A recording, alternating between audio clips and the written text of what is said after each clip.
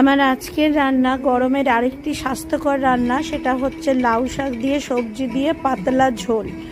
এর জন্য আমাদের যা যা লাগছে তা হলো আলু, বেগুন, ঝিঙে এবং লাউ শাকের কয়েকটা ডগা।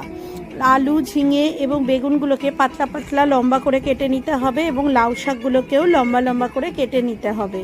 প্রথমে কড়াইতে 2 চামচ সর্ষের তেল দিয়ে এতে কয়েকটা কলাই ডালের বড়িকে হালকা ভেজে তুলে নিতে হবে।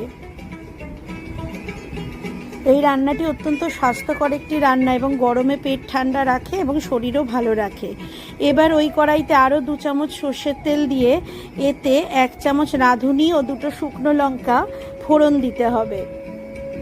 এবার ফোড়নের গন্ধ বেরোলে ওতে প্রথমে কেটে রাখা আলুটা দিয়ে 1 মিনিট মতো একটু ভাজা করে বাকি সবজিগুলো এবং লাউ শাকের যে ডাঁটাগুলো আছে সেইগুলো এতে দিয়ে আরও 2 থেকে 3 মিনিট হালকা একটু সবজিটা নরম হওয়া অবধি ভাজা করতে হবে।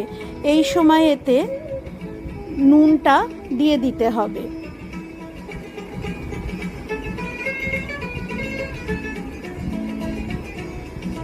সবজিটা নরম হয়ে এসছে, এবার এতে পরিমাণ মতো জল দেব।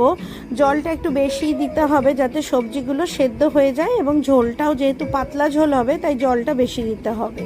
জলটা ফুটে উঠলে এতে পরিমাণ মতো হলুদ, ভেজে রাখা কলাই ডালের বড়ি, সামান্য জিরে গুঁড়ো, 1/2 টিস্পুন জিরে গুঁড়ো এবং হাফ চামচ মতো চিনি এবং 1 চামচ মতো ধনে গুঁড়ো দিয়ে ঝোলটাকে ফুটতে দিতে হবে। মিষ্টিটা যে যেমন খান সেরম দেবেন, তবে এই রান্নায় একটু মিষ্টি দিতে হয়।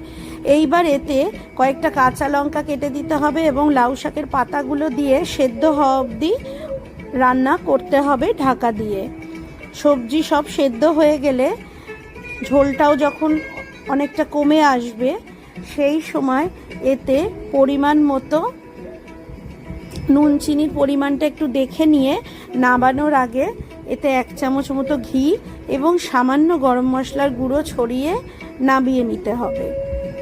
এই ঝোলটা ভাতের সাথে খেতে খুব ভালো লাগে এবং গরমে যাদের শরীর খারাপ হয়েছে, জ্বরের মুখে খুব ভালো লাগে, যারা অনেক দিন ধরে পেটের রোগে ভুগছেন তাদের জন্যও এই ঝোলটা অত্যন্ত ভালো। তবে সেক্ষেত্রে ডালের বড়িটা না দিয়ে রান্না করাই ভালো যারা পেটের রোগে ভুগছেন।